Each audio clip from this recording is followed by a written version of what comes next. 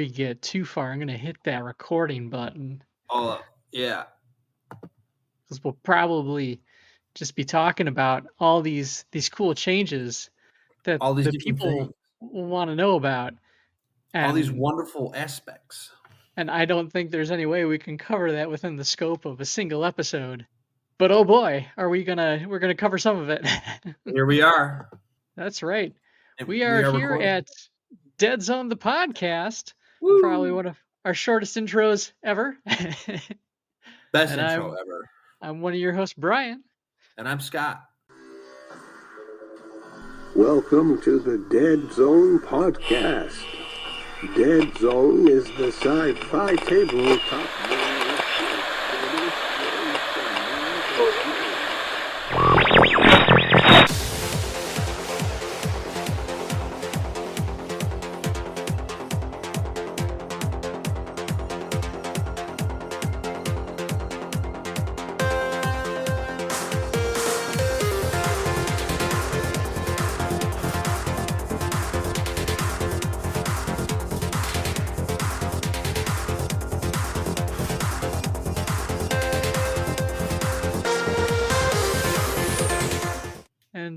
Yeah, so if you've been living under a rock lately, just come up for air, take a look around, and you'll see that the Deadzone, kind of the fabled 3.5, is starting to come out.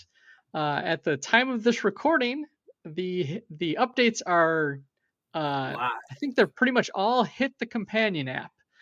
And we have word that they'll be releasing kind of a compilation PDF in the coming weeks following that. So not sure if by the time the episode airs that'll be available, but if not, keep your eyes out for it. And oh boy, like this is something that to cover real quickly is that both the Deadzone and Firefight have gotten rules updates. Big update.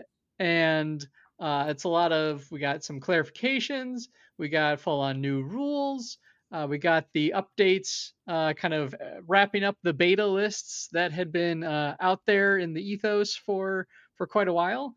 Yeah, it's some exciting stuff. We're probably I know Scott plays a lot of Firefight. I play a lot of Deadzone, and we kind of I like it all, the difference a little bit. It's like it's the same.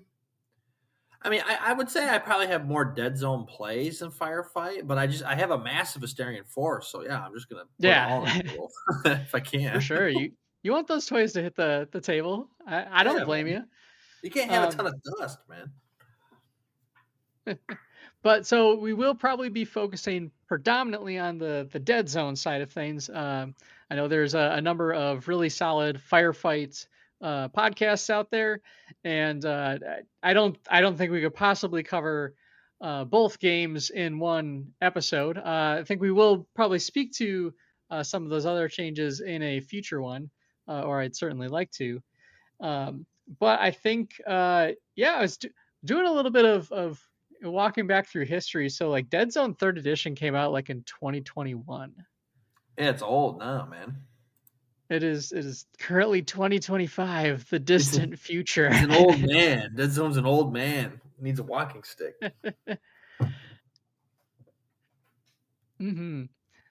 And like the last kind of update we'd gotten, really, like we've been kind of trickling in the beta lists and everything. The last kind of formal errata for it was in March of 2023. So that's kind of the last formalized update. But like I said, there's been stuff available in the companion app for the beta lists and some other really cool stuff, right? Like I keep forgetting what they even called their special lists in their army builder. They're just kind of like Blaine's entourage, nuts and bolts. Like I don't think they. I just always call them like mercenaries or something. Like like special teams or something.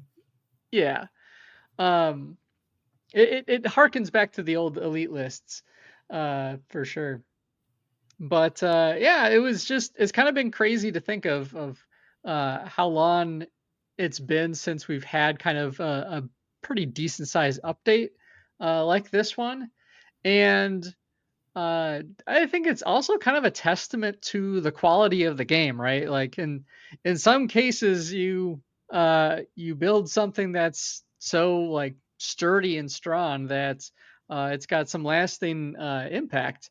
But obviously, there are some things that worked better than others. There's some things that required some clarification to make sure everyone was playing it the same way, or at least in a consistent fashion.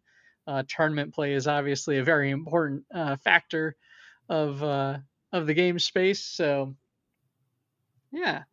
So I figured what we would probably do, what I'd like to do is I kind of go through some of these changes, uh, and I think we're mostly going to be covering the rules changes.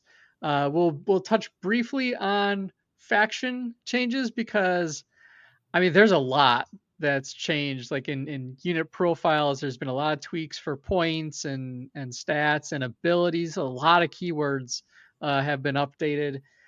So we'll cover a lot of that ground here, and then talk a little bit about what other stuff we've got going on, and uh, probably even like in 2 hours or something.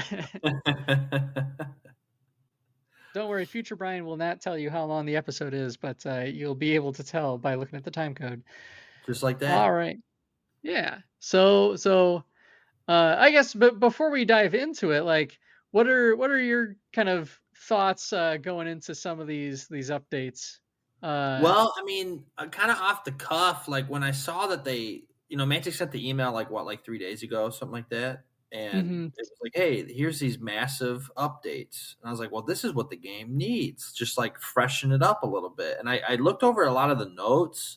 I didn't see any like I don't know if I looked over the Deadzone notes or not, but dude, they updated the whole game, like everything. And like some immediate things that I see is like different equipment lists and stuff that you can take. So like there's just even more variety per team than there was even like there was already a lot of variety to begin with, but now I feel like every character can take different types of grenades and stuff like that, at least from like a first glance.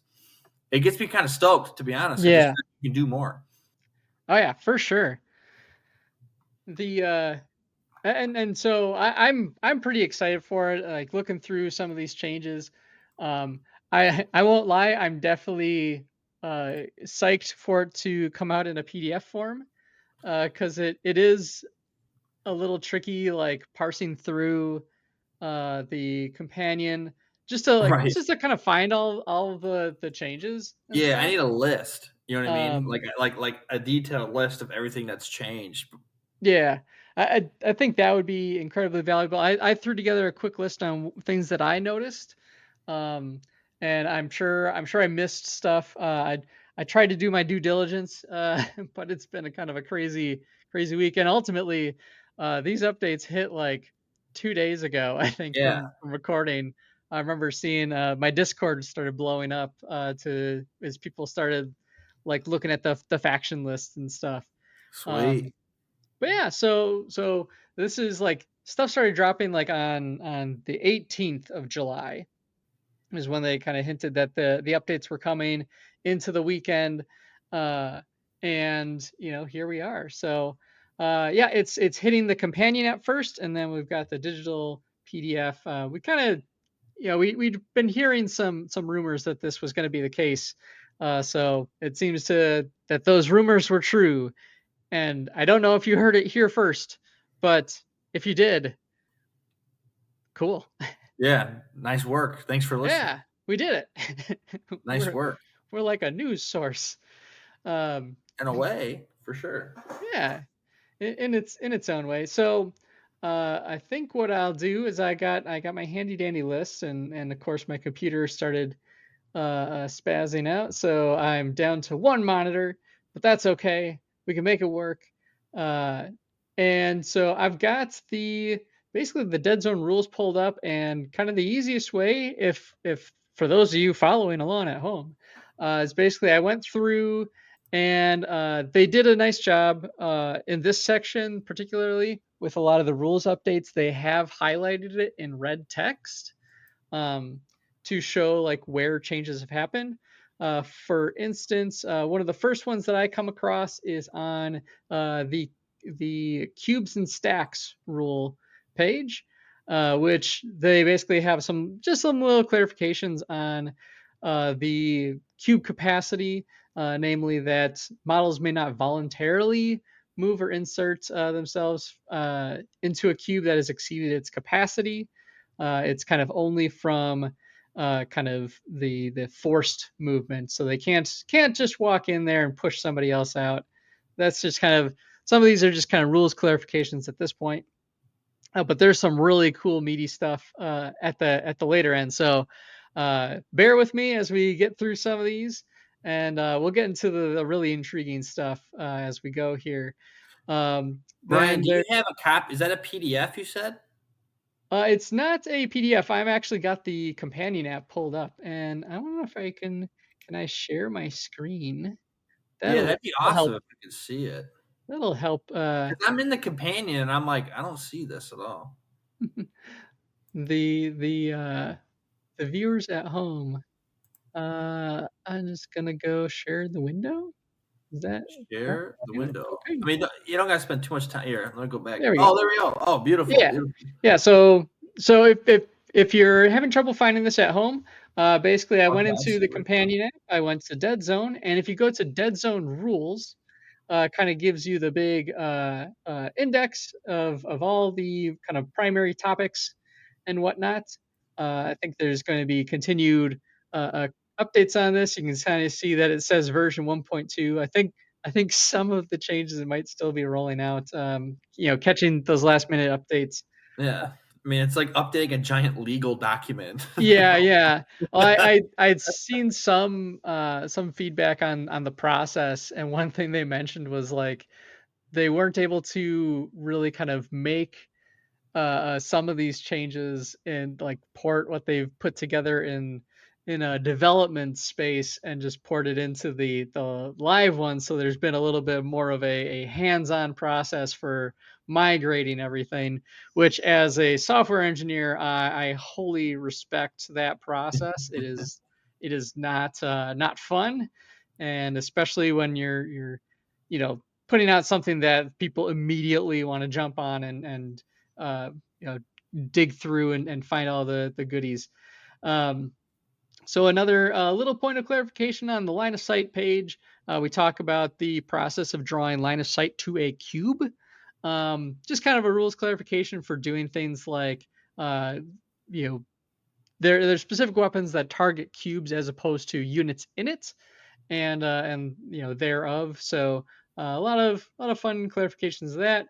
I know I'm kind of sharing the screen, but this is radio, so I'm not too worried about Mantic getting angry at me for like having the rules in front. I know some of these are the paid rules. So.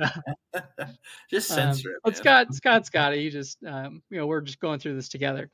So another quick clarification, but an important one. The +1 activation on the command dice to kind of jump into it. So there is now a kind of official stamp that both players cannot use the extra activation as their first action of the round. That's huge. Yeah, meaning that both players have to go with a full single activation, pass it back to their opponent before they can use the +1. That's a big deal. That's seemingly small change that definitely adjusts strategies, because being second player sometimes without that kind of handicap could really be that kind of recoil of, I got to go first, but then I get the double whammy coming back at me. So now at least both players kind of have to respect that that ceasefire, that armistice in round one of each game. Like, I mean, I blitz. Round. Like, I'll blitz a lot. Like, I'll go double. Oh yeah. I mean, that changes the game and a big deal. Like, it makes your snipers maybe a little more valuable too if you just need them to pop off first before you start the actual rest of your turn or something like that. I don't know. Exactly. Like this like is a good shot. Yeah, you really need to think that through now, that you can't kind of set up your 1-2 punch combos out of the gate. You have to maybe lead into that in a more your subtle power fashion. plays. Yeah, they're like later now. You have to do those later, which means you have to be, I think, more careful in general. Like you can't have your guys just hanging out, banking on just going. Yeah, for sure. Then quick little clarification point on the stand-up process regarding whether or not both models from opposing forces start in a cube pinned, that one of them stands up doesn't trigger a fight from the other guy in the cube.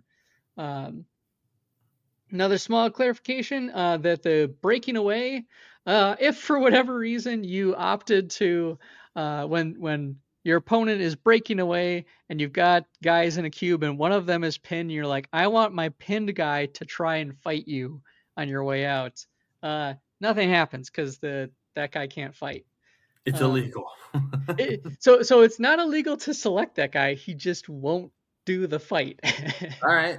Yeah, well, that makes pinning more valuable. That's sweet. It does nothing and remains pinned, so he just waves at the guy on the way out.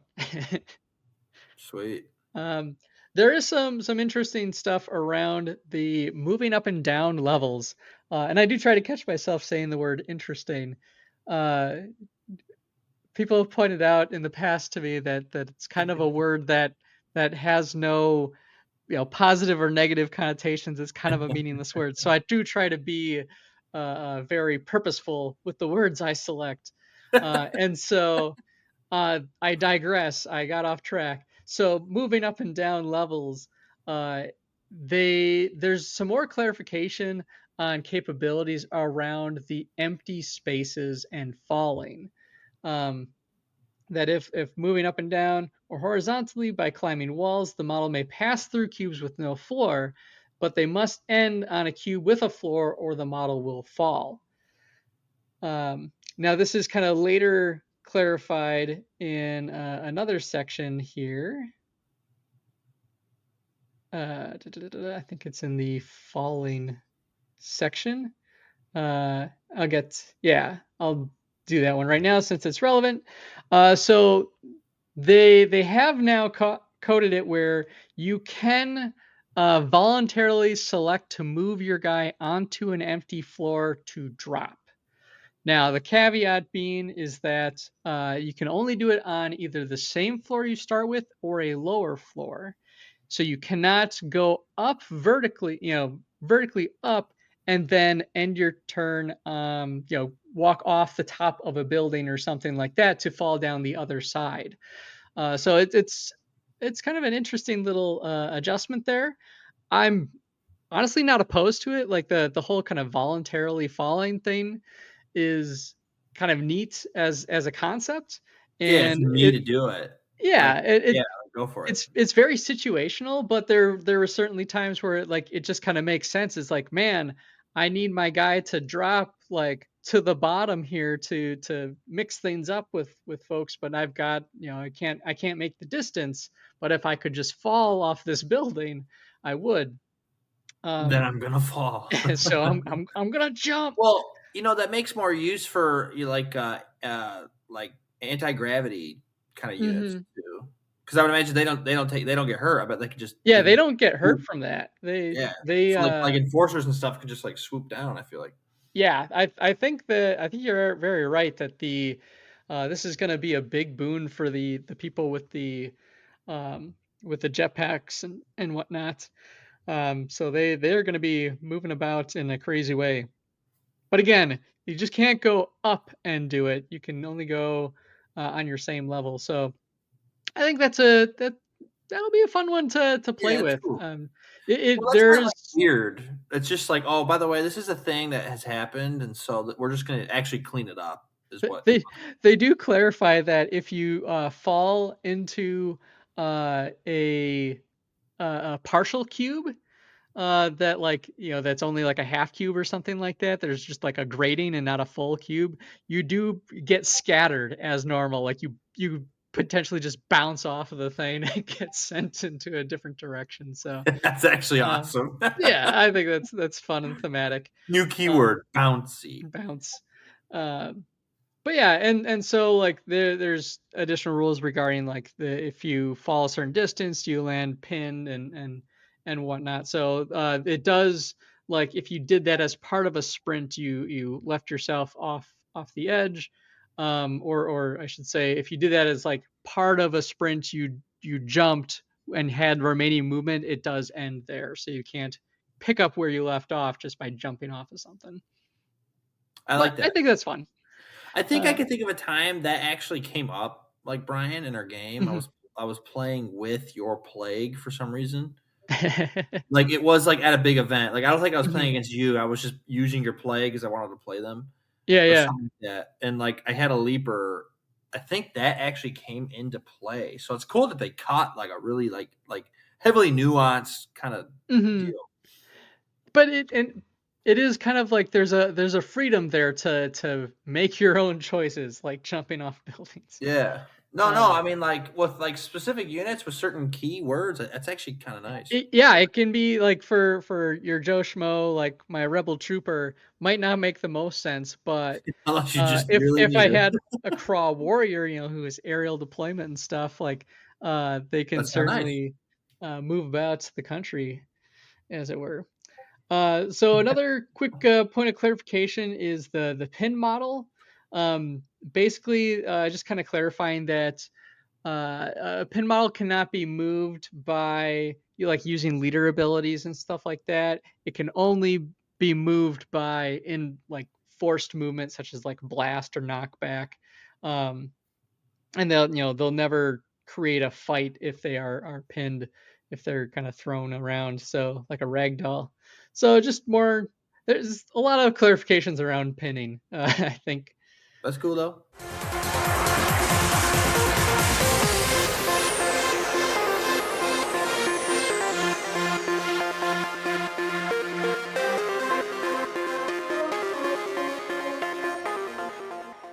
All right, so I'm just gonna see if I had any more on my list that were before we get into keywords.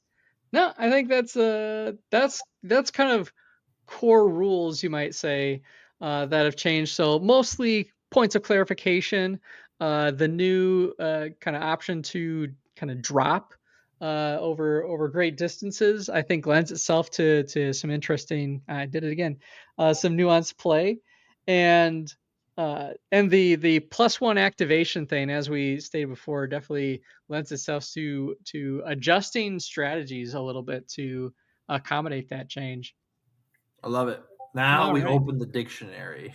Yeah, so the keyword section, I will say this, and maybe it's just kind of a way this thing is formatted, but for whatever reason, the keywords at the time of this recording have not been highlighted with their changes. So we're going through them all. I've got a list of the ones that I noted, and we'll kind of look at some of the specific ones, because there are some significant changes to existing keywords, and we're definitely going to cover those. And then there's a handful that are new keywords into the mix. Cool. So just some points of clarification at the outset is that there are some keywords that are always active on units, such as cloaking device, companion, combat team training, comms relay, defender shield, engineer, fire control, hacker, medic, shield generator X, except with grenade, and tactician and under control. But there are others that are weapon profile specific and are only applicable if you are using that weapon. I know one example they kind of have is abilities that have like tenacious, where it makes breaking away more difficult. You only get that bonus if you are attacking them with the that weapon. Makes sense. So, yeah. All right. So the short list here for the changes and I'm going to see if I can put these things side by side on my screen. We'll see if that works well. I don't know if you see that, but you no, it's probably great. only see one. So started off with augmented is kind of one of the first ones in here. So this was a rule that I don't remember actually seeing in the 3rd edition book. I admittedly They added it forget with the Night Stalkers. Was that with Night Stalkers? Yeah, I couldn't I'm like remember. fairly certain. Yeah. But it's a weapons keyword used in a ranged or fight test. The player may choose the augmented attack. Declare. Let's see. I'm gonna skim some of this. At the end of the current activation, the model using the augmented weapon must make a 3 dice survive test. And so if you do this, if augmented, you may reroll 2 dice of the opposed dice test. I.e. the ranged or fight test for a normal attack, or the frag roll if used with a frag weapon. Even if rerolls are not normally permitted, you can use this on It Burns weapons. This does not allow you to reroll a reroll. At the end of the current activation, the model using the augmented weapon must make 3 dice survive test, 2, for each time augmented was used. Extra dice or rerolls are permitted for the survive test. If the test fails, fewer than 2 successes, it takes 1 damage, no further effect. If it passes, armor and other keywords will not prevent this damage. If this kills the model, VPs will be awarded to the opposing player. So this technically negates tough if something had augmented and tough. Yeah, it like goes around it. It's like a weird, like I remember I used it for my Butcher Commander or whatever he's called. Oh, gotcha. Because he's got that weird gun. Yeah. So that's definitely I think augmented makes me think of like technology augmentations. Right. But I think it's referring to like you're augmenting reality. Yeah, exactly. So fun times there. I think that's going to get some use. I just had a quick note that some of these I think is more just kind of clarification of keywords. Like I compared a lot of these to their original text in the rule book, and some of them I don't know if I'd say kind of lost their flavor text around it, as much as just like very much like this is the rule of it. Yeah, this makes it more technical. Yeah. So like Boom mostly just kind of rearranged some of the language on it. Basically, as a special action during their activation, a model with Boom can basically blow themselves up, or instead of fighting or surviving an assault. So instead of fighting or surviving an assault, I can just say I explode. That's actually kind of fun. Yeah, I wanted to do that once. I had like a mob beast. But I couldn't. I was like, kill him. Yeah.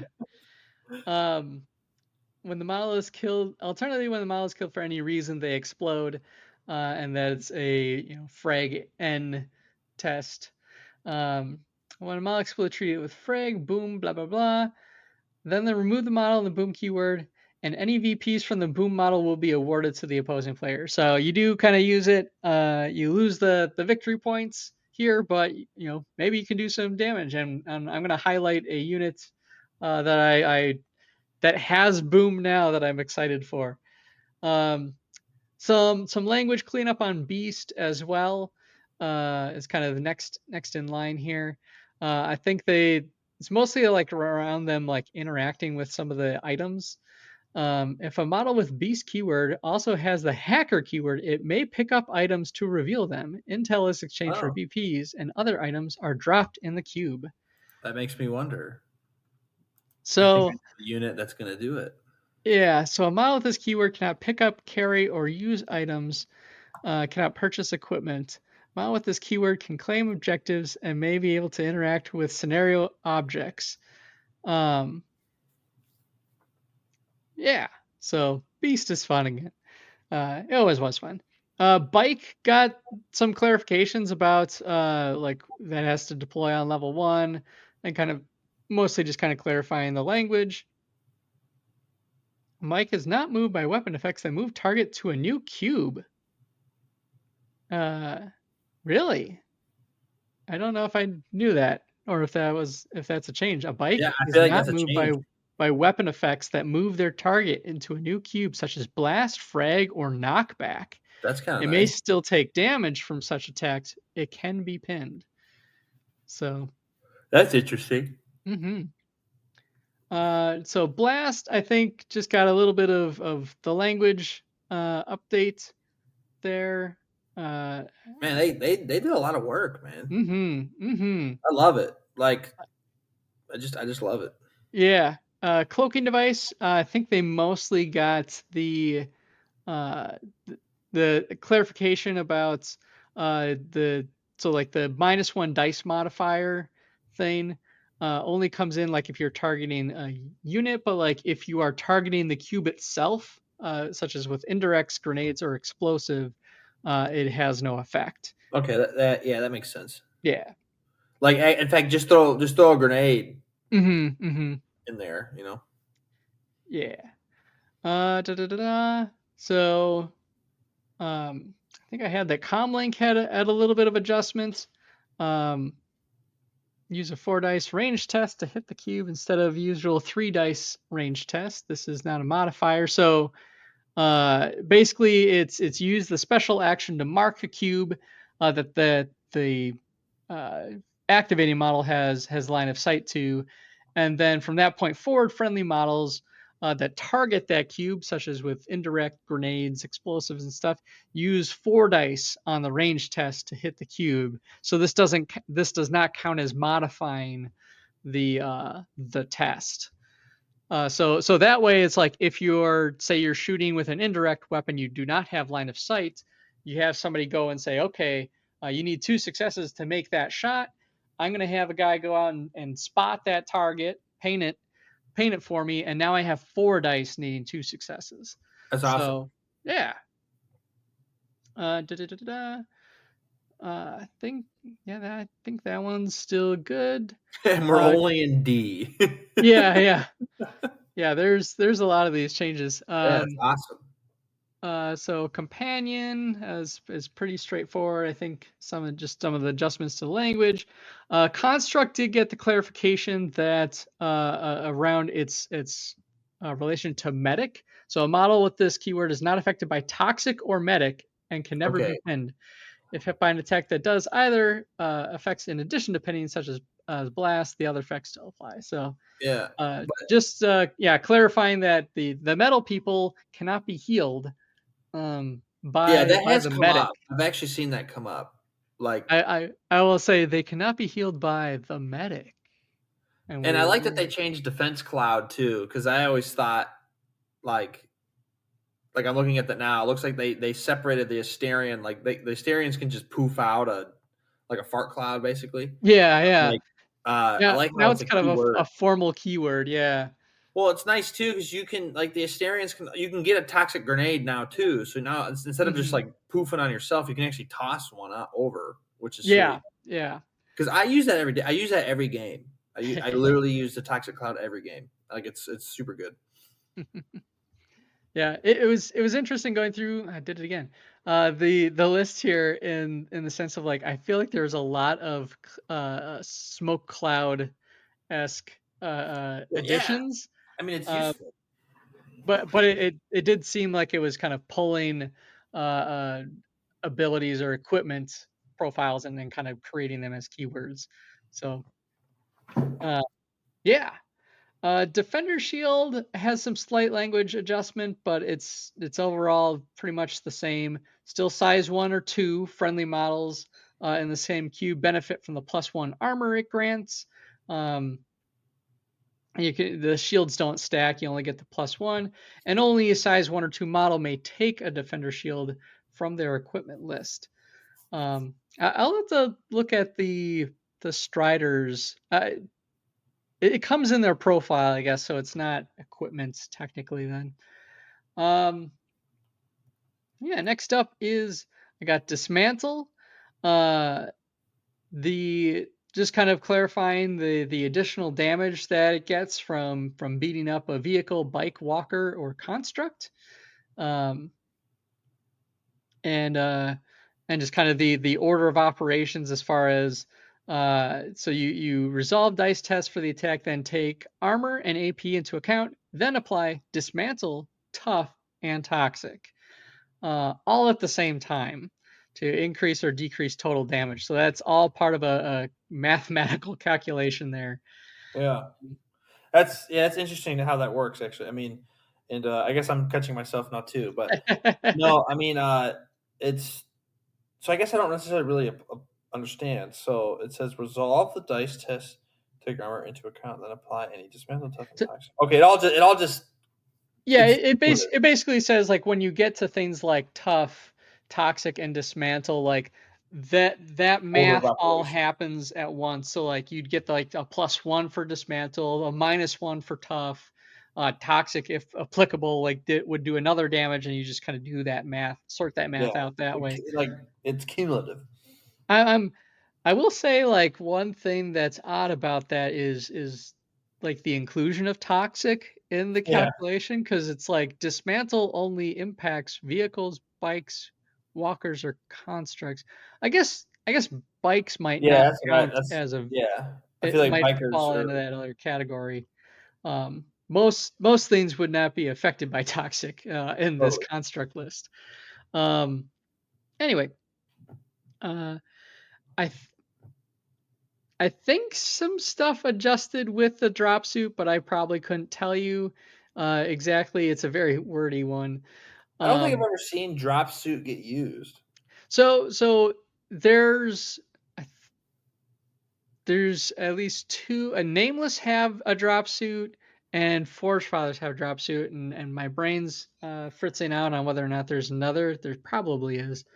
But basically, how a drop suit works is that someone on the board calls them in, and they drop into an empty cube, and then like that, the impact of them hitting that empty cube like can send a blast effect out to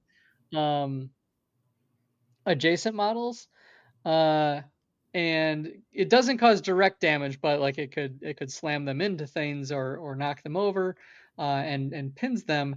And so like I think this was the other adjustment to it, is that or maybe it was always in place, is that they are not marked as activated.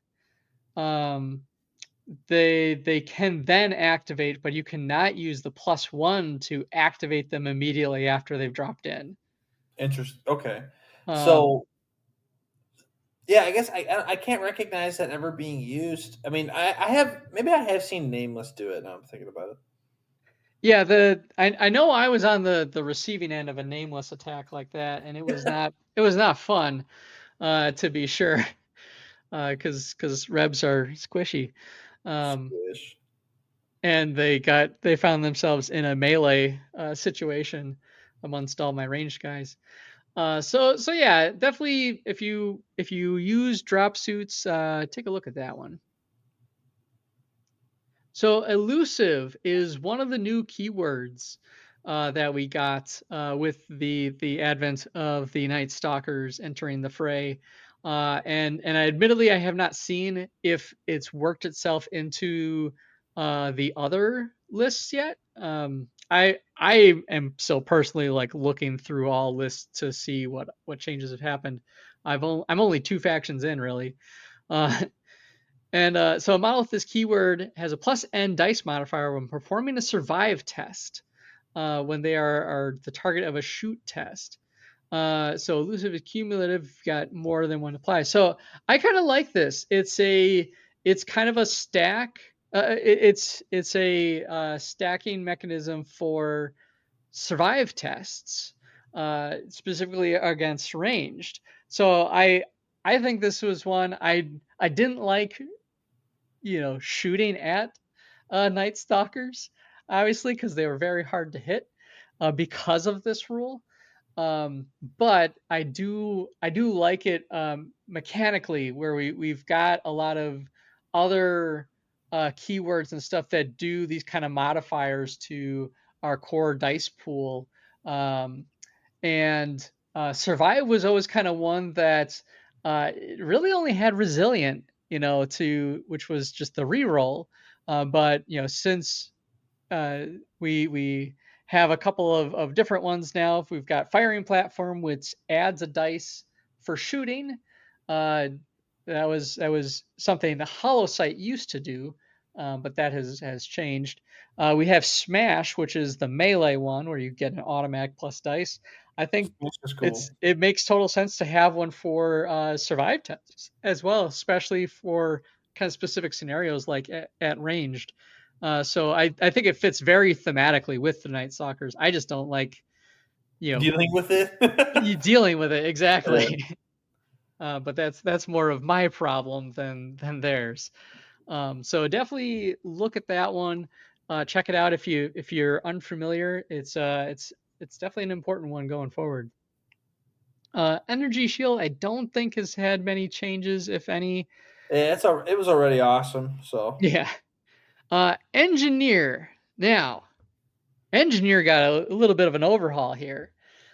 So still has the booby trap thing where if they stumble on a trap that's on the battlefield, immediately diffuses and discards it without it blowing up in their face. Now, a model with the engineer keyword may take a special action to remove a single point of damage or a fire marker from another model with the vehicle, walker, or construct keyword in the same or an adjacent cube.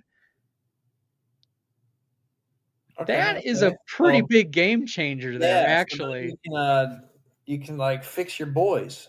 Mm-hmm. And namely the adjacent cube, I think is going to be a big difference from like the medic. Now the medic is like in the same cube that actually has some of its own changes we'll cover in a second. But I think this is a big one. I think people are going to start really looking at the engineer as a viable support model for especially their vehicles. If you're someone like me and take striders, like one of the ways that people pin down the big mechs and the tough vehicles and stuff is setting them on fire. And now you're saying that not only is there a model that can put out that fire, but can also heal my big stompy mechs. Like that's nice. That's pretty nice. Also, this as we kind of pointed out, Construct very explicitly says they don't get the medic benefits. This is where you now have an engineer can perform the task of being a medic for like the Asterians, a predominantly Construct army. I was gonna say who has engineer in the Asterian list? That I couldn't tell you. I do not know their list very well, but I'm pretty sure somebody has it. I forget if the I wonder if some of the marionettes had it. I think they had hacker. I forget who has hacker and stuff. If one of them maybe had engineer. Support drones. Support drones. See, there you go. Dude, man, they got a little fire extinguisher on them. That's actually so cool.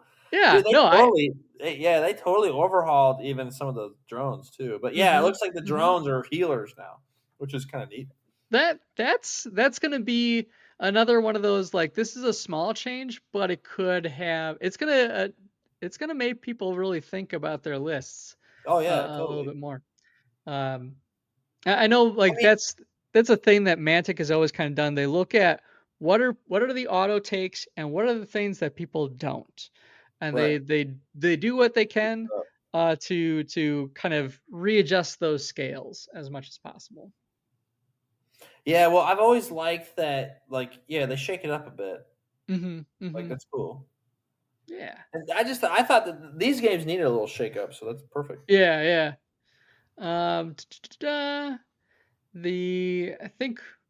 I think a lot of these next couple are about the same. Evade, explosive, fire control.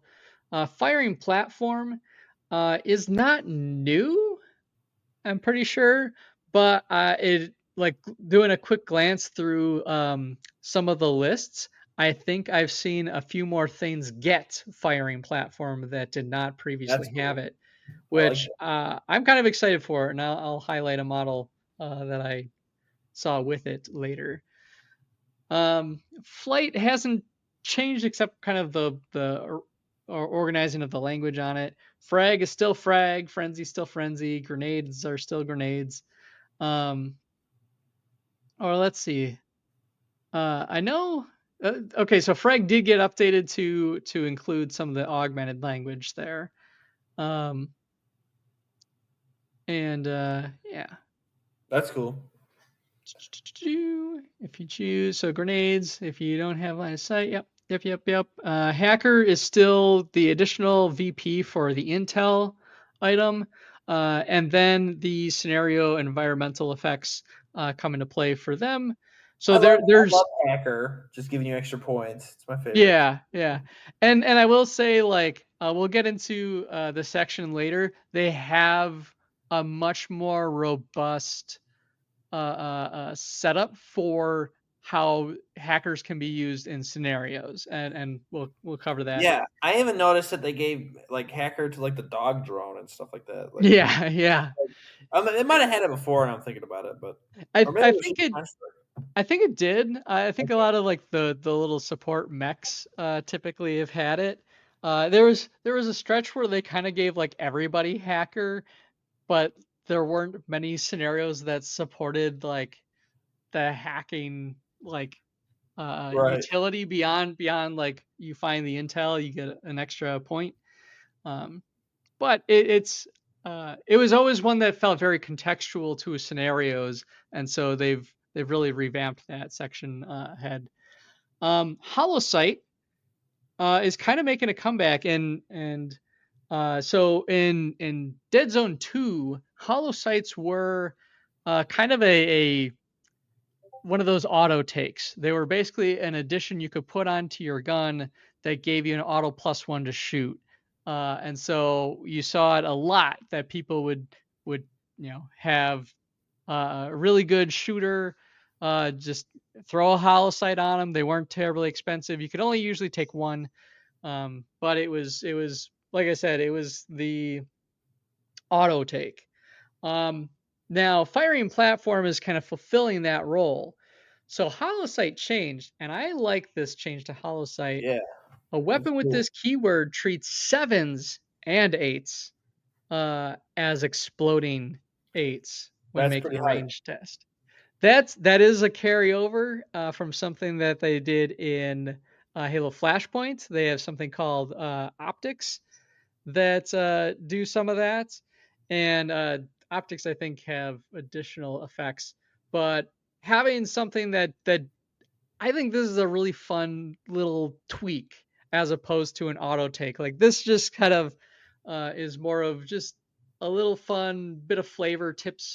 Doesn't tip the scales too much, but a gun that's got a holosight on it that has the opportunity to explode a little bit more dramatically, I think is a neat one to do. Yeah, awesome.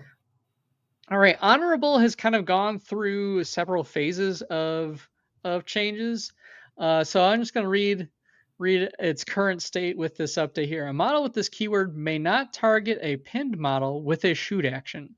Period.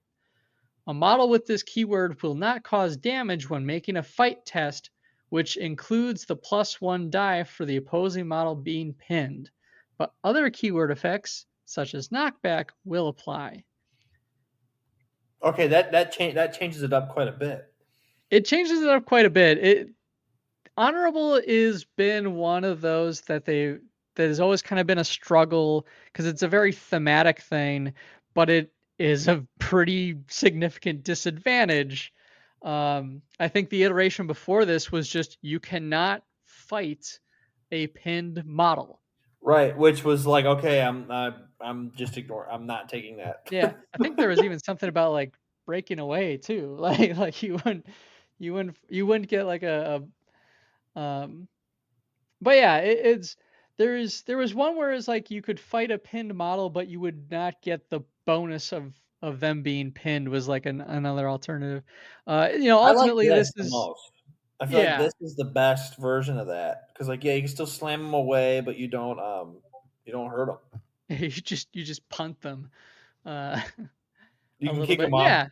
Yeah, I think that works. it's probably about as good as it'll get for what they're striving for, right? Because it's the Matsudan are the primary models that have honorable, and their whole thing is that they don't want to kick you when you're down. But they could stand you back up as part of this, and throw you around a little bit, slam you into the wall. So yeah, that's one. I'm curious if we'll continue to see changes, or if we'll see how people play it, and if people like it that way. All right. So indirect, I think, has some more language to it now. Includes augmented or smoke adjustments here. There's the whole it cannot target cube within range, or choose a target cube within range, but not at ranges 0, 1, or 2. And I think I'd heard that some of the ranges for mortars, like a lot of the big mortars, have been reduced, because I think they've been trying to work back the from starting from deployment zone to deployment zone, just like nuking guys with an indirect blast out of the gate. So it does make me kind of go how, if you got to be at least 2 out, it's kind of like the 3, 4, 5. It's a smaller window that they're able to target then. Yeah, no, I like that. I welcome that. Yeah. Just trying to think if there was any other changes I noticed on that one. So definitely give that one a read through to better understand. We can always explore it further too, and I think even in the future we'll be able to even talk more as to what we noticed. I think the best way to figure all this out too is we got to get a game in. We got to get a game in with these new rules. And we'll see how I feel like that first rule we mentioned is a big change, but some of this too changes how I would build a list already. Oh yeah. Here's another one. It burns. So another small but really solid change is that it burns became an end dice range test, meaning that it burns now comes with a number, and that's what you roll. Oh, so now for there's your different shoot test. types of things that burn. Yep, exactly. So this way they can have different sizes of flamethrowers, because there are definitely different sizes of flamethrowers in the game, but they were kind of all doing the same. Now they can really differentiate between a giant super flamethrower and one that's just used by a little chem thrower kind of thing that maybe a Veerman's got. Yeah, they definitely. Some should plink, some should nuke. So it's variety for sure. And it still hits everybody in the cube. Yep, separately for each model in the cube containing the target model. So you do target a single model. Let me make sure I read this right. Weapons of this keyword are aimed at one model, but everyone in the cube may take damage. So this one you do need to target a model. And then you roll to survive as normal. Everybody gets hit with it, and then everyone gets the fire marker and has to still make their survive test against it in the future. It does default to value 3 for anyone that has a profile that just says it burns, but the other ones will have a number next to it. Okay, yeah, I like that for when they get modified. So that's another one that I think is gonna. It allows for a lot more kind of tweaking of that particular weapon profile. Well, just more variety, more variety where it could be more fun. So yeah. So medic, as kind of just a point of clarification, or this one actually did get a change. Medic used to be not have a test, but now is a medic may take a special action to heal a single injured friendly model in the same cube. They do still get the resilient one thing. The model being healed performs a 3 dice survive test with no modifiers applied or rerolls allowed, such as using resilience. 0 or 1 successes removes 1 point of damage. 2 removes 2 points of damage. 3 or more removes 3 damage. So it's not a I touch thee and thou art healed. You now have to roll for it. Wow. Which I think that's a good change. Yeah. It makes it less of an auto thing and more of a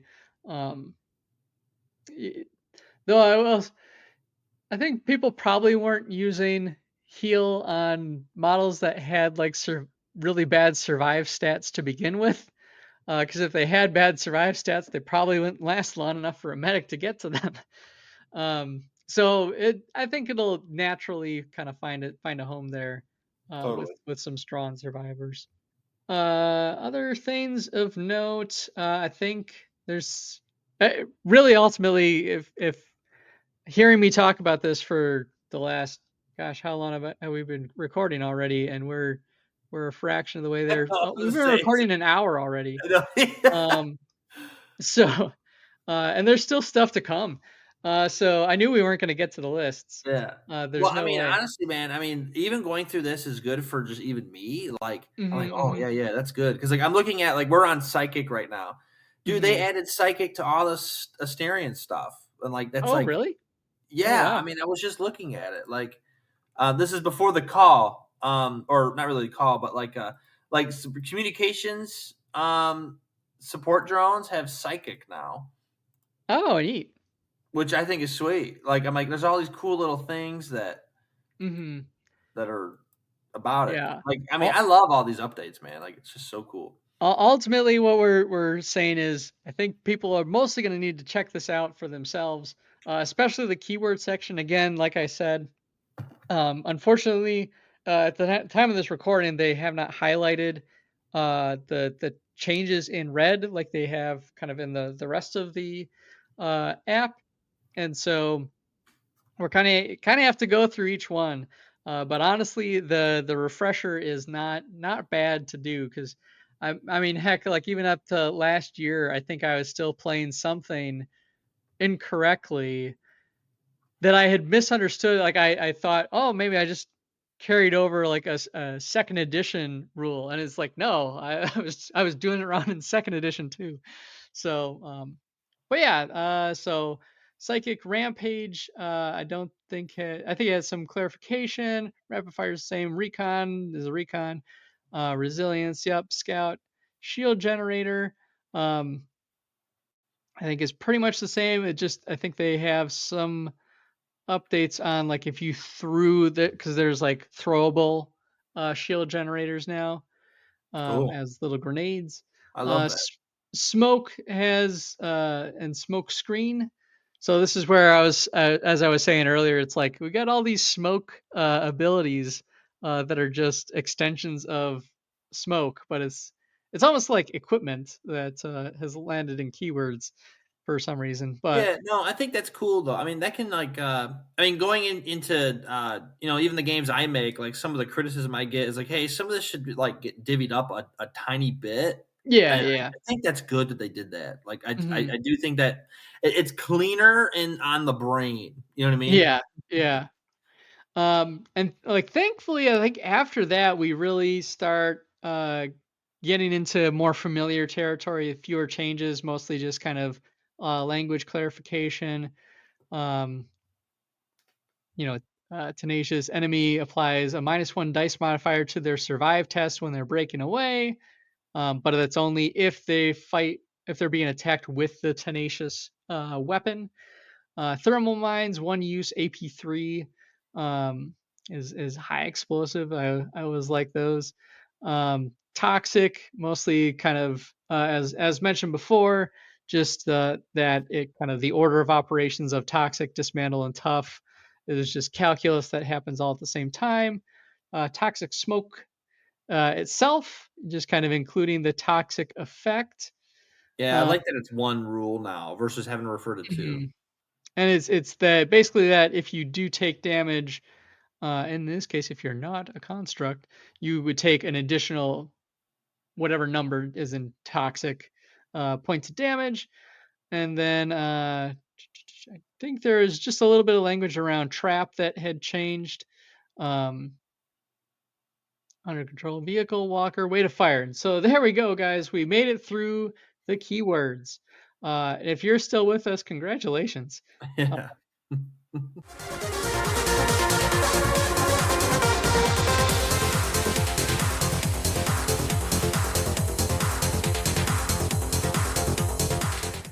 We still have a good chunk to go that I really want to cover.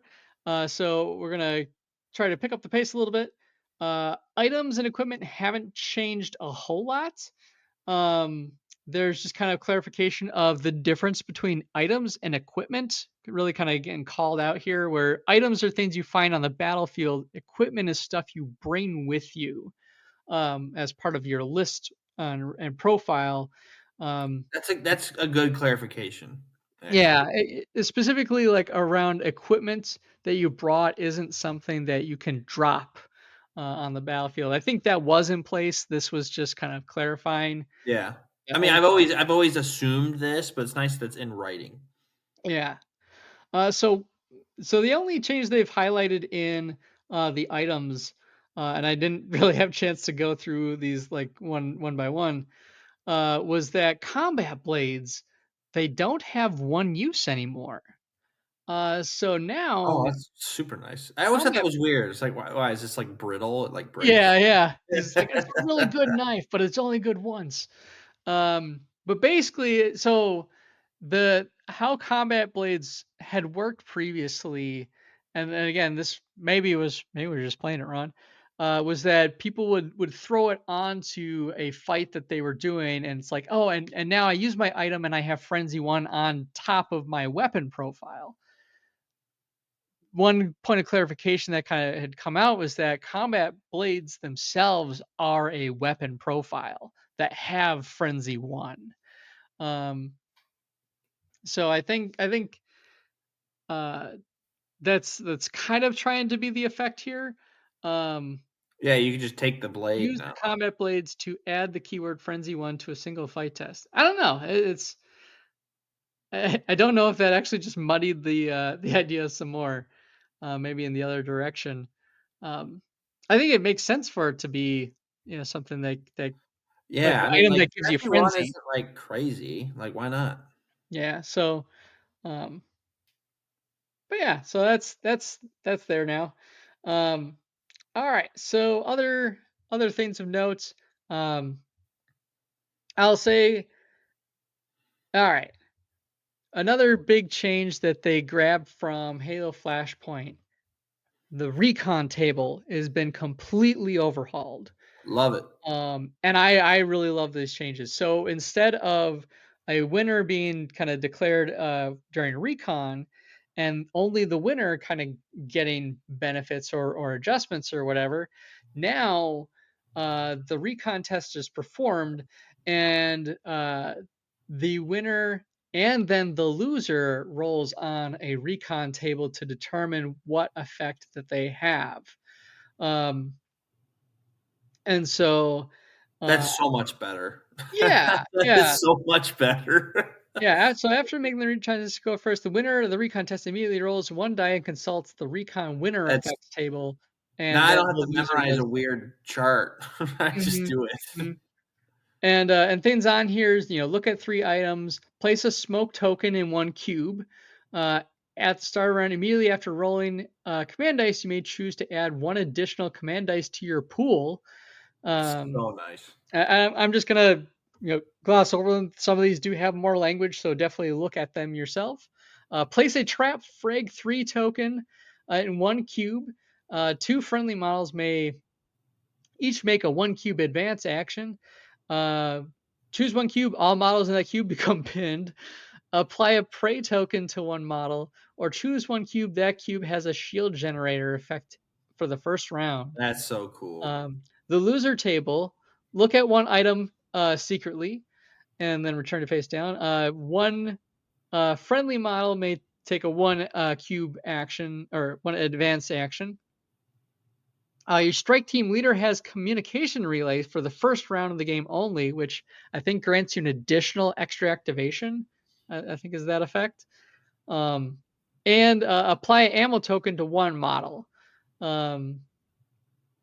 So even now, even if you lose the recon to the initiative, it's not just and here's the other things you didn't get. Now there's some fun balance there. Now, in addition to that, there's the faction specific recon effects. That's hype. So the winner of the recon test may take the faction specific one listed below for their strike team instead of rolling. The loser may only roll on the recon loser effects one, but just real quick on some of these because they're fun. Asterians, deployment shield. Place a marker in any cube and it has a shield generator for the remainder of the game and may not be moved. Enforcers, arbiter drop. One model with the jump pack keyword gains aerial deployment and is deployed during the recon effects performed step. Forge Fathers, Storm Rage Veteran. Give one of your models the life support keyword. Nice. Or choose a model that already has life support and gain Resilient 1 until their life support is triggered. That's so cool. GCPS, Custom Modifications. Give one non-construct troop or leader model the Hollow Sight keyword on one of its ranged weapons and the Frenzy 1 keyword on one of its close combat weapons. I kind of like that one thematically. That's so fun, man. This gets me so hyped. Yeah. That's so cool. Marauders, Commando Saboteur. Give one commando the stealthy keyword and a stun grenade. So they cannot be targeted by clear shot, and they got a stun grenade. Matsudan, give one model with body slam the smash 1 keyword in their profile. Maison Labs, here's another really fun one. Experimental ammunition. Give one model ammo equipment. When it is used, the weapon used gains Prey and Toxic 1 for the single attack, in addition to the +1 die from ammo. So cool. Prey and Toxic. Nameless, Inker Strain. One of your troops gains the Ink Sac keyword, and Toxic 1 applies to the attacks made by the model. That's cool. Night You Stalker. just get a little grosser. Yeah. Nightmares made reality. Declare that you are using the ability at the start of one round of the game. All friendly models may use the Horde keyword until the end of the round. That's so cool. That's nasty. Plague, Civilian Infection. Deploy one additional zombie using aerial deployment rules. It's just like him just wandering. Yeah. It's just airdropping in zombies. Well, Stage 3Z is that just a dinky little guy? Like nothing crazy? It's a dinky little zombie. They did get, I think I heard that their profile did get an update. So definitely check them out if you play. I mean, a free guy that's wandering wherever you want is kind of nice, actually. Mm-hmm. I think they made an effort to try to make them a little bit more resilient, not with the keyword, but like to make sure that they lasted where Horde could be applied, because they would often die before they you just form you. Mow them down. Rebs. Woo, go Rebs. The guerrilla tactics. You may place 2 trap. I kind of like this one. You may place 2 trap tokens in different cubes, with some caveats. Make a secret note which one is a decoy and which one's the real one. Sweet. I kind of want to like 3D print some tokens. Yeah. That are just for that purpose. 100%. You have to. One that's like a smiley face or like a winky face, and one is a bomb. Yeah. Secret tunnels for the Veermen. Secret tunnels. I love it. Place 2 Veermen nest tokens in different level 1 cubes. At the start of each round, you may nominate 1 token to be active during this. And while you're in that cube and an active nest token is active, or any adjacent level 1 cube size 1 friendly models may use the companion keyword. Basically, there's kind of invisible friendly rats biting at people, helping you in a fight around these nests. So you get companion when you're in that cube? Or adjacent, one cube adjacent. There's just more rats. Nice. Yeah. So it's not an additional model, but it gives you the companion keyword. I like it. So all of that I think is a great like core update. Like that's core stuff. Yeah. Now we get into the extra stuff. Secret missions. This got a huge overhaul. It's something that has been in previous editions of Deadzone. And it's something where it's more of to add some flavor to your Deadzone games, giving your teams different activities to perform each round to gain additional victory points. I like it. Because we're gone long. I don't know if I'll be going through this whole section, but that's kind of the top level. I'll just kind of highlight some of these as an example. Like you do these secretly at the start of each round. You don't show your opponent which one you're going for. But basically you roll on this table. Secret mission number 1, it's a trap. Command believes the objectives in the Deadzone are an enemy trap. Your force must claim no VPs from holding objectives, accessing terminals this round. Roll for a different mission if no objective terminals are in this scenario. By doing that for a round, you get yourself like 4 VPs. Like if you complete that mission. So you don't get to choose these. You roll, and that's your mission. You roll for them. I think they do have it where you re-roll to get a different result. So I don't think you keep getting the same results. Like you can't keep taking the same mission.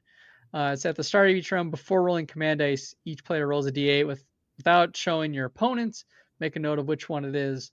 And at the end of the round, after scoring VPs from scenarios, that's when you reveal which secret missions you've accomplished. So again, this is a really fun. Every round. Yeah, every round of the game. Oh, that's cool. So it's like you're talking back to command. Yeah, I love this second one. Peace. Command is negotiating a ceasefire with enemy leaders. Your force must not kill any enemy models directly with shoot or fight tests this round. Does not include them falling into traps or slams or being set on fire previously. If you do that, you get 6 VP. That's crazy. I will say they do have a note here of like adjusting VP for points because like the amount of VPs you can net in one of these games can wrap it up real quick if you use the normal point. Yeah. Forward community command wants you to push forward into contested territories. Everyone needs to make at least an advance or sprint action that round during their activations. Explosive gas. Command has warned you to avoid using certain weapons due to flammable atmosphere. You must not make a shoot or assault action with weapons that have frag, it burns, suppressive, or smash that round. So that the movement one is 2 VPs. Explosive gas is 3. Gather supplies. Your force must pick up and keep at least 1 item till the end of the round. You get 1 VP per item. Contamination risk. Advises you assaulting weapons may result in infection. Just do what's necessary to defend yourself. Your force must only make survive tests against assaults. That round gets you 4. Bloodlust. Command wants you to exact revenge for the atrocities committed against your people.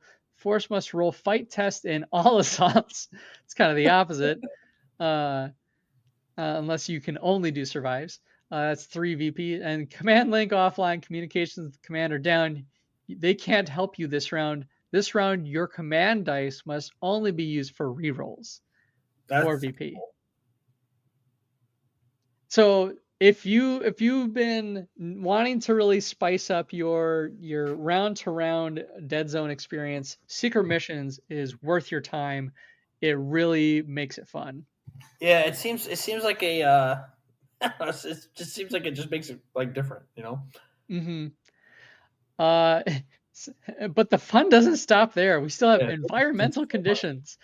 So these are new optional rules for different environments for you to be fighting in, which I think this is the really leaning into the crazy things people have done with scenery. There's opening moves, invasion preparation of this plan involves a delicate dance of interstellar diplomacy, brute force, as Black Ops try to achieve secret goals. When an objective cube or targeting model is in an objective cube, your model gains the honorable keyword. If it is already has honorable, it may not attack any pinned models at the end of each round. If no enemy model was killed by the strike team in that round, drop an intel. So it's like you're moving into position. Excuse me. But like the attack isn't, started with full force yet. That's cool. Number 2, Water World. Platforms of this outpost built above the water. And so falling off, there's a chance that you don't take fall damage if you hit ground level. But there's the possibility that if you get pinned, you might drown. That's super cool. Jungle, like everything covered. That's crazy. Yeah, jungle biomes. A model that ends the cube containing a piece of plant scenery must make a 3 dice survive test or suffer a wound. It bites you? Yeah. Or it's poisonous or something. Frozen plains. Immediately after taking a sprint action before taking any other roll of dice, if the number rolled is equal to 1, the model scatters because they slipped on the ice. Suffocating heat. Place 4 heat tokens in the 4 central cubes prior to the recon. If this would place them, blah, blah, blah. Any model that moves into a stack containing one or more of these heat tokens at the start of its activation has to do a survive 5-up test or 3 dice 5+ survive test. On behalf of the heat. Okay, so the heat is rolling 5s. Adding dice for every heat token in the same cube. After the first model rolls, blah, blah, blah, survive as normal. At the end of the round, you scatter each token, ignoring terrain. So after the first round, those heat markers start moving.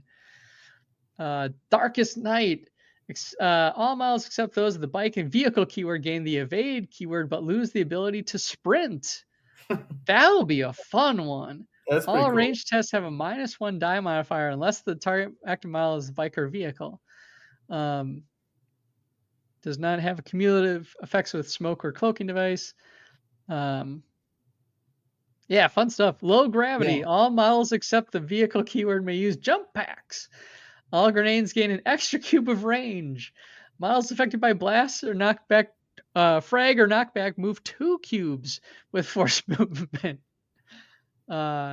Contested war zone. When deploying using units via aerial deployment or dropsuit, make a 3 dice recon test for each model. If you succeed, no further effects. If you fail, the model then scatters. Placing items, the booby trap and both intel tokens must be used. At the beginning of each round, roll twice, plus the number of rounds you have already played for stray bombardment hitting the battlefield. Count these as frag 4s at the topmost stack and 2 on the lower cubes. So it's, again, just really neat ways to play this game. And then we have interactive scenery. Just going to go real quick through this. So you've got terminals. So they do like kind of recommend with each one that if you're including interactive scenery, that they have like a recommended number, and that that players could take turns placing them on the battlefield. So like, for instance, terminals, they recommend placing 6 of them. Any model terminal may perform a special action. So this is where you could potentially get extra, basically intel or victory points, or run into a booby trap. Flora, there's 2 types, basically 6, 3 of each one. Cryptogams, plants that emit spores continuously. -1 die modifier applies to shoot actions against models in the cube with a plant. So this is them really leaning into the terrain crate stuff that they've. No, it's cool. Well, I always thought that the game needed more like environmental stuff. Mm-hmm. So like that's perfect. Dorsakart, I cannot pronounce this word, but basically plants that eat people. So you get 3 of each one, put them on the board. Barrels. So they say you do different colored barrels: red, yellow, and green. Reds are explosive, yellows are fire, and greens are toxic. And so basically, you can target the barrels at range as if they were an enemy.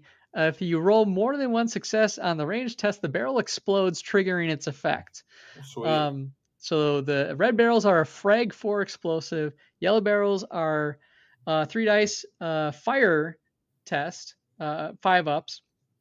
And the green barrels are a toxic 3 dice 5 up with toxic 1. And then smoke screen from that. The next up is, let's see. 4 is kind of weird in that you kind of roll again. It tells you there's like inhabitants. Yeah. So fauna ×1. Dead zones aren't always free of inhabitants. I think that's supposed to say inhabitants. I think that's a little typo from flora being used. Or wait, no, that's not a typo. Fauna is, the opposite of flora. I like how people are fauna. People are fauna. That's what we're getting at. Select one of the additional rules for your game or roll a d8 to pick randomly. Loser may be choosers. The player who lost recon chooses the fauna. Sewer rats. Place a sewer marker token randomly. 2 central rows, such as if you're doing the chem chase one. And place a rat swarm at the cube with the sewer marker. It follows the rules for indigenous fauna models and uses the Veerman rat swarm profile. Desperate survivors. Place a door on the left and right edges of the board. Roll a d8 randomly, determine which cube. At the end of each round, a civilian spawns in that cube containing the door. It follows the rules of the indigenous fauna models and uses the Maison Labs lab technician profile. They're everywhere. I'll have to track down. I don't remember actually seeing the indigenous fauna like rules. So that might be coming yet, or it's hidden somewhere. They're everywhere. Every time you use a shoot, advance, or assault dice, player places a zombie at the ground level of the deployment zone. And so you got zombies running around. And then number 8 is winner, winner, chicken dinner. No, you are the chicken dinner. The player who won the recon chooses the fauna. Next one is loot. Place 4 of each of these. Weapon racks. As a free action search, roll a d8 to determine the item model gains, such as combat blades, thermal mines, trip mines, grenade, frag, or a hollow sight. Or you got, and then additionally, you can put out 2 equipment cabinets. As a free action, you can search these to find a metapack, stimulants, adrenaline shot, booby trap, or intel. All right, points of interest, real quick. We're at number 6 of 8 of these. Either GCPS or Alien. So a GCPS has a Medi Station. A model with the cube counts as having a metapack. Models with medic special rule may remove all damage tokens from one friendly model when using the special action. GCPS defense laser.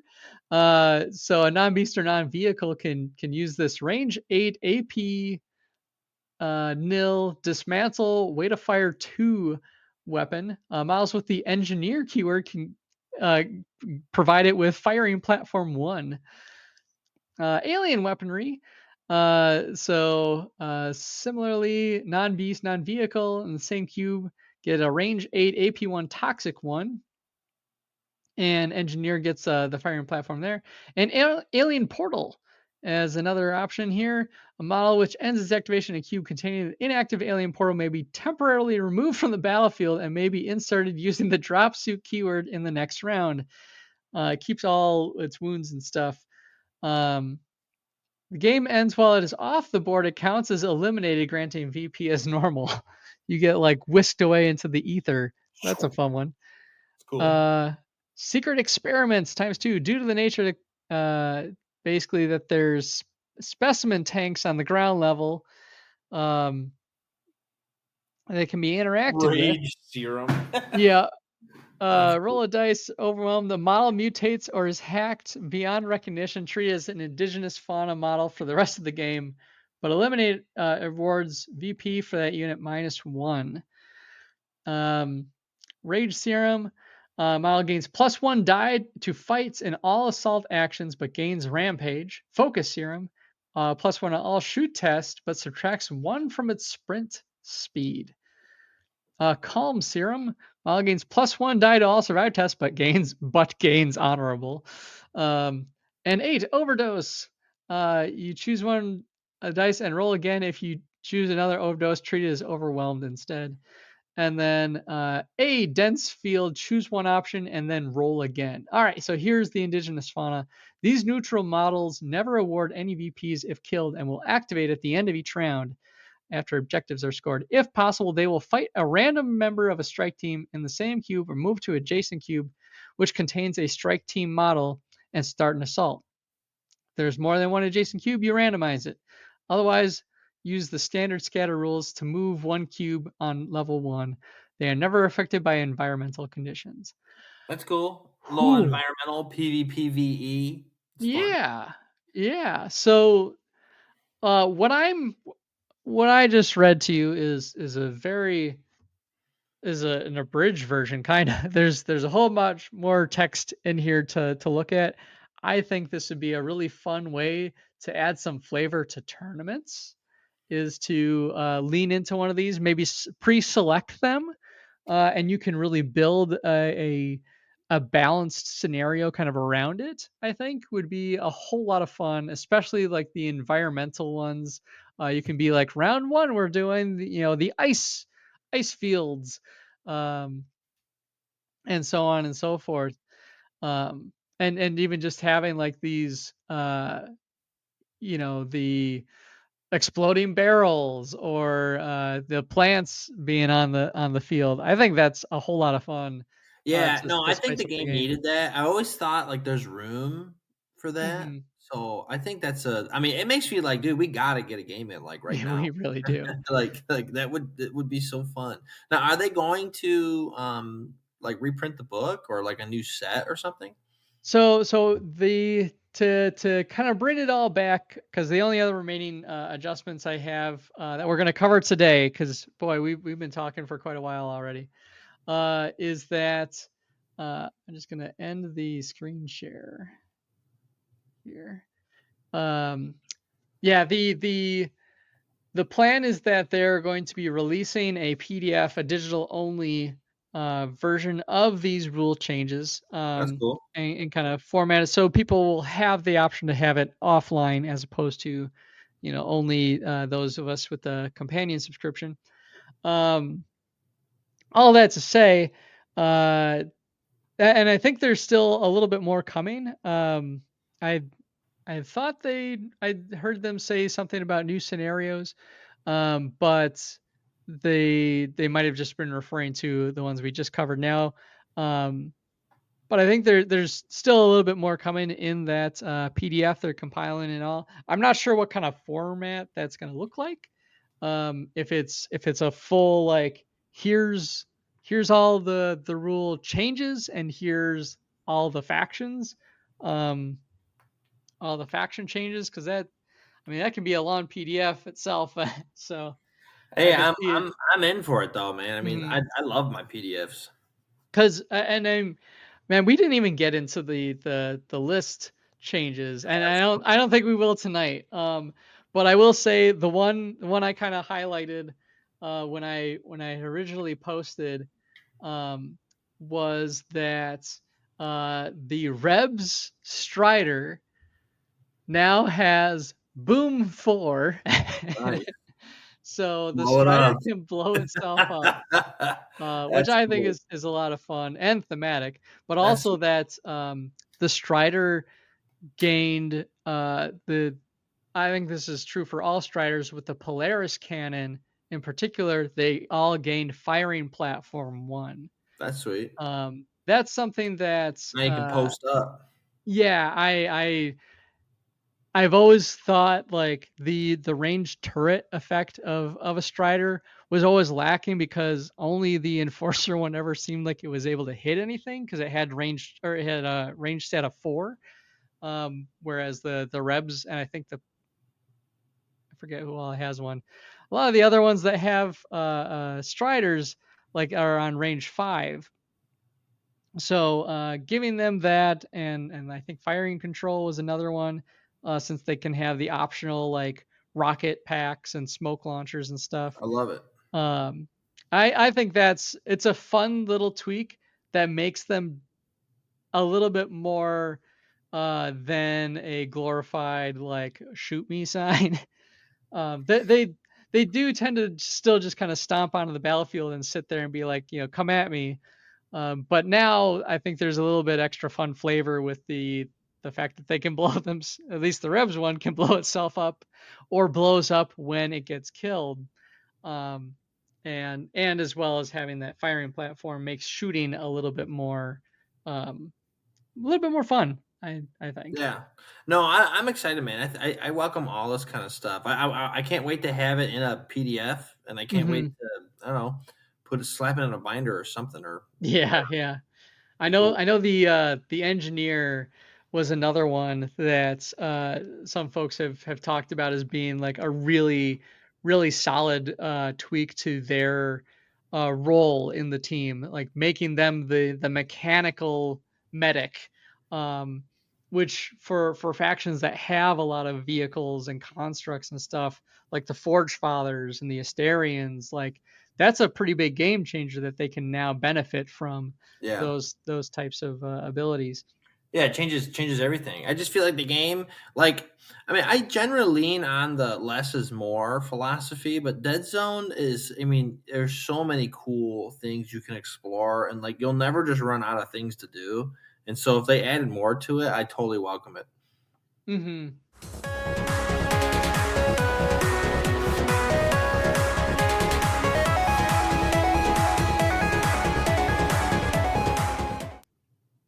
And so, with that, just real quickly, we're gonna go through our hobby table section Sweet.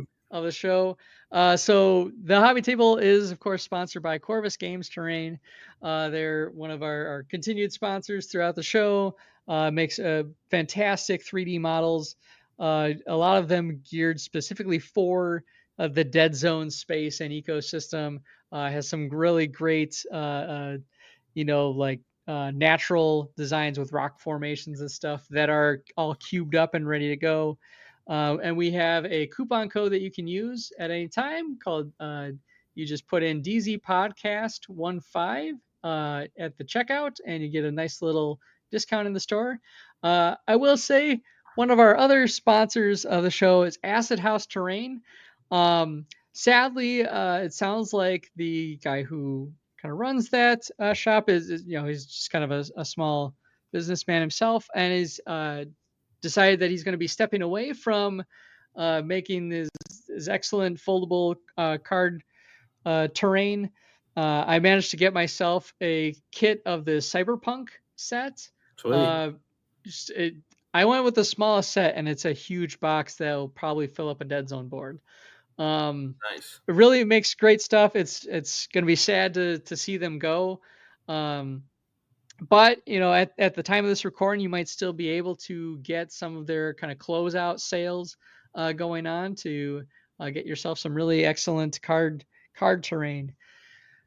And so with that, to talk very briefly about what we're working on, I've just been assembling Veerman as part of the project that we talked about me starting last time. Mostly I got a whole bunch of the sets that I had together, clipped out all the pieces and whatnot. Did a quick head count. I think I gave my nightmares to someone else that was playing Veerman, because I don't have the two that were would have come with the starter set. I think I just gifted them to somebody because I wasn't playing Veerman at the time. So I had to dip into my Star Saga collection to kind of fill in some more of the spots to get myself into like that 175, 200 point range. But I got a whole bunch of Veerman models, getting them glued up and assembled, and then just a whole bunch of 3D printed stuff. My printer's been going nonstop. So yeah, I want to get my 3D printers revving up. I have so many projects I want to do, but my 3D printers are usually at my dad's basement, and he's moving, so they're all packed up. Okay. So I'm like, dang, man. So I might have to commission you out, man. Yeah, for sure. I'm now that I've got this really nice one. It's like I'll just find things, and now I just kind of impulsively like, okay, I want to print a bunch of that. I found a cool little mech design. I'm gonna print that. There's some Halo terrain. Well, I'm just gonna print a whole bunch of it. So I love it. Yeah. So yeah, just I think that's all I've got for the hobby table. It's been a busy month, and obviously this was a long episode too. So Hey, that's all good, man. But hey, go ahead. Oh, I guess should I share what I've been working on? Yeah. I didn't mean to cut I've been really into the silver bayonet, and so I got a British unit. So I just started them a couple days ago. So I got some red coats. Nice. Yeah, and I need to collect a bunch of monsters now, like just generic like vampires and things like that. So be kind of fun. That's what I've been doing this week, and I guess what I have to do, I gotta break out some firefight stuff and Deadzone stuff. Mm-hmm. I feel like I have so much catch up to do now, Yeah, man, like even just going through like all this stuff today, and like I said, I haven't even really touched on the changes to unit profiles. I think this is going to be something people are going to be digging through and sifting through for a while. I will say, we are going to be using these updated rules at the Michigan GT, which is coming up. I've been bad. I do apologize to everyone. I have been bad about promoting the Michigan GT, which is going to be happening October 3rd through the 5th. Let's go in Lansing, Michigan. It is one of our premier Michigan-based grand tournaments, and Mantic has had a really amazing presence there for a number of years now, with an ever increasingly growing scene of Kings of War, Firefight, Deadzone. We're playing Dreadball as a main event. Firefights Friday, Halo Flashpoint is going to be throughout the weekend. Dreadball and Deadzone are both Saturday, in that order. So Dreadball is actually earlier in the day, and we're going to be kind of putting on a beginner friendly event for that, because I think Dreadball is a heck of a lot of fun. We're still kind of waiting to hear more about Dreadball All Stars. We can only wildly speculate on the few bits of information we have, but now we obviously have a whole bunch of stuff to chew on for Deadzone, so we might be waiting a little bit longer for any more Dreadball announcements. Hopefully not too long. Are you running the Dreadball tournament? Yes, so I'll be running the Dreadball tournament and Deadzone and Firefight. Those are mine. And then I think a good friend of the show, Troy Berryhill, I think it was Troy, is going to be running the Halo Flashpoint tournaments. Very cool. And obviously Rick is going to be there, and the I think the Ohio War Kings of War guys will be present as well. Like we've had up to 30 players at that tournament, and more. So it's a great event. There's a new venue. It's under new management this year. So I'm pretty stoked. Like I feel bad I haven't been pushing it as much as I can, but I think in my head October is a ways out, but it really is kind of around the corner. And the registration is open. So sign up for the events. I'm going to be getting the packets together, especially now that I've got some new goodies to add into the mix. Ooh. And yeah, we hope to see you guys at the Michigan GT. Yeah, that's pretty legit. I'm excited too. I'm going to be bringing a buddy this year, so Oh, excellent. And it always goes back to the storied past of how Scott and I met at the Michigan GT. It was a good time. It was the best. To find out that we were practically neighbors. Yeah. So sad. It seems so long ago now. It's like ridiculous. I know. It's been forever. So much has changed, man. But hey, we're gaming. We're here. We're gaming, or we want to be gaming. Yeah. We're trying to game. Yeah, we're gaming. We're gaming. But with that, I think that's a wrap on the episode. Thank you guys for staying long. If you made it this far, you're the true rebels. You are the true superstar. You don't. You are the enforcers of the hobby. Mm-hmm. You care about the signal, man, and you just can't stop that signal. So keep it going. With that, I'm let's call it a night. Have a good night, everybody. All right. Night.